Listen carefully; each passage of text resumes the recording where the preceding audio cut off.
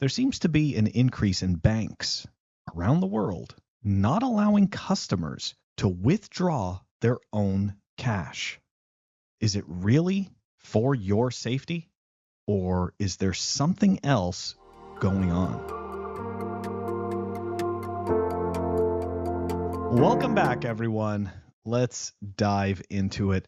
For the people who know my story, you know that I've talked about being unbanked and debanked in Canada, having essentially my account frozen for something I didn't even do. So when I started to see these videos, it started to worry me, and I said, you know what, we need to talk about this, because this has, a lot of times people think that this is, some type of like they're just trying to do this for your safety, right? The banks, they're making sure to hedge their liability, but also they're looking out for your safety. I don't think this has anything to do with our safety. It definitely has to do with hedging their own liabilities. But also, I think it's a little bit more nefarious than this. I do believe that this is part of the rhetoric that will lead to a CBDC, because, of course, right, the benevolent dictator will eventually tell you, look, it's not easy to withdraw cash. Banks don't always have that cash on hand, but if you install this app, you'll always have access to your money. Maybe that's where we're going. Anyways, this is a retweet from Hunter Stacks, a fellow Bitcoiner and pleb. Let's go take a look at this tweet that he retweeted from Ian Miles Shong. Apparently, you can't even withdraw your own money from a bank in Canada without being thoroughly interrogated.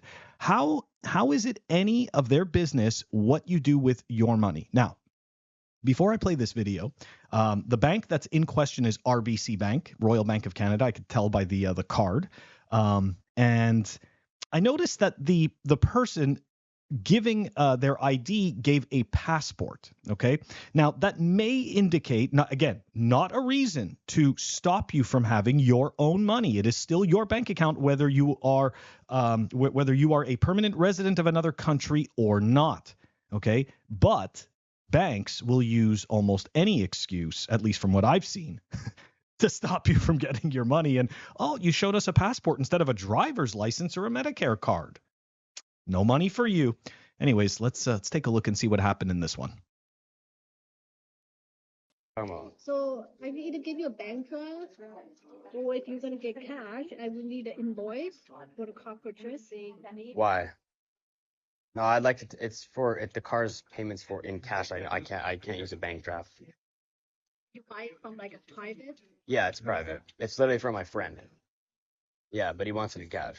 Can he give you like anything that you purchase it from him? No, I don't. You don't need that. Bro, what is it? I'm only asking for 3. What is this? It's my money. I'm allowed to withdraw from my own bank account.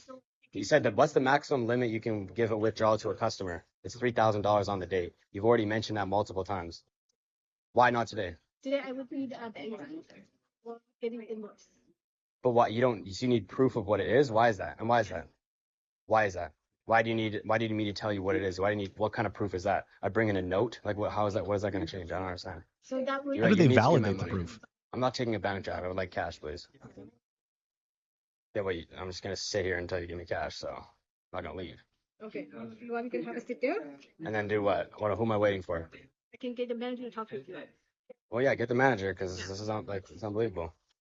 So you could see there, right, that he gave his passport and she returned the passport back. And again, I don't think that is a valid excuse, but do you hear the stupidity, right? Like, imagine you're working for the bank yourself, right? You are stuck enforcing this stupid law, this stupid rule. It's not even a law. It's just a rule, right? Where they've decided, right? They get to pick and choose who gets their money and who doesn't. That scares the shit out of me. And I can honestly say, when this happened to me, not this exact situation, of course, but when it happened to me that my accounts were frozen, this was a huge wake-up call. And keep in mind, I was paying off student debt. So now all of a sudden, I can't write checks to pay off my student debt. So now all of a sudden, I have to, when I when I get paid, I have to go to some other bank, right? Or go to Western Union, right? This is what I had to do to go cash in my check so that I can go and take that cash and then go deposit it, right, somewhere else. The point I'm making is that they make you end up doing extra steps, okay? Which is just absolutely insane for something that you earned with your time. Like, think about that, right? Like, you gave your time. And now they've just attached a whole bunch of strings to the value of it, and then they hold it hostage in front of you. Anyways, all right, let's continue to the next video. Okay, so this one comes out from TFTC, right? Tales from the Crypt. Australian banks have imposed restrictions on customers making cash withdrawals. How can you go to a bank and not be able to get your own money out? Spoiler alert, it's not our own money. People are saying, where is my money? You have my hard-earned cash. Where is it? When the answer that you get is, I just don't have it, it really does get you thinking about our whole banking system. Indeed, it does. We're going to listen to a portion of this video. Here we go. Well, outrage in Queensland tonight after a local woman rocked up to her bank to withdraw cash, only to be told they didn't have any. Taryn Compton wanted to grab some notes to pay a tradie, but when she got to the ANZ ATM, she realised she'd forgotten her EFTPOS card. When she asked the teller for the money instead, she was told the bank doesn't carry cash. And Taryn Compton's here to tell us all about our terrible banking experience. Taryn, what did you think when you walked into a bank only to be told they don't have cash? I thought it was absolutely crazy. I thought she must have misheard what I wanted, if I'm honest. How can you go to a bank and not be able to get your own money out? Taryn, that's what I'm confused about. So what's in the bank if there's no cash? Isn't there, if you open up the safe, what's in there? How did they explain it to you? They just said, I'm so sorry, we can't help you. There's nothing we can do. We don't have cash here. So did you think maybe that was a temporary situation? That maybe they were going to get some cash tomorrow?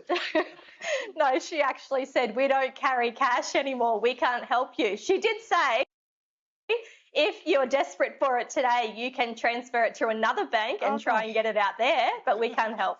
Was she in on how absurd this was? Like, did she get it was like you were walking into KFC and they said, sorry, we don't do chicken? No, she wasn't. She was just, I'm really sorry, we can't help you. We just don't have money here anymore. Okay. That's enough. I mean, look, as you guys know, the links are going to be in the show notes if you want to go and watch both full clips. So look, yeah, I do think that this is a step towards a CBDC. Now, I do know that there's some people who believe that a CBDC is not the ultimate goal. I personally would love to have that optimistic of an outlook. But based on what I've seen and what I've experienced myself, I am going to say that that is not true, because the reality is that governments essentially are incentivized to keep their own jobs, right? Maintain their own power, maintain their own control, and essentially continue to expand their moat. If you go take a look at the size of for example, the U.S. government or even the Canadian government, you'll notice that those numbers have been increasing, not decreasing, right? The government doesn't sit there and figure out ways to make themselves obsolete. How do right? Like, how do we automate this process to remove ourselves so that people can actually have, some type of an objective scenario working out for them, right? Like something where we're actually doing the right thing for the people. The government will never remove themselves to do the right thing for the people, because the government is always the answer to making things right for the people. So yeah. And to think for a second, right? I mean, the banks obviously work hand in hand with the government. People need to realize that violence is enforced by the government in many different ways. It is not just the police. It is also the institutions and the corporations of a country that help enforce the quote unquote state-backed violence. So anyways, look, all of this to say, guys, I think we are moving to a CBDC. These painful type of situations that we see happening with people not being able to access their money. So this is the thing, right? You create a scenario And it obviously doesn't look like you are the one who created it, right? You being the government. So, it doesn't look like they've created it. And all of a sudden, all these people are outraged. How come we can't get to our money? Well, the banks don't carry it. And then a bunch of excuses are going to be made up. And then lo and behold, a solution will be presented, a solution which obviously maintains the banking moat, which obviously helps ensure government control and compliance as well. Okay, because it really has nothing to do with your safety. But what I can say is this: the narrative spin, in order for you to eat this up, will be, and for me to eat this up, right? But we won't. We're just, because we know it's bullshit. The narrative spin is going to be that it's for your best interest, right? It's always for your best interest. And of course, I'm sure that it'll also have something to do with some type of climate change thing and some other whatever ridiculous narrative that's floating around at the time, because of course, right, you need to have all of these feel good narratives in order to make people think that they are being virtuous when they agree to their own imprisonment. Okay, and that's what this is. It's a prison for our money, it's a prison for our time, and it's a prison for our value. Guys, this is not a fluke. This is by design. And that is the clip for today. I'm going to catch you all tomorrow.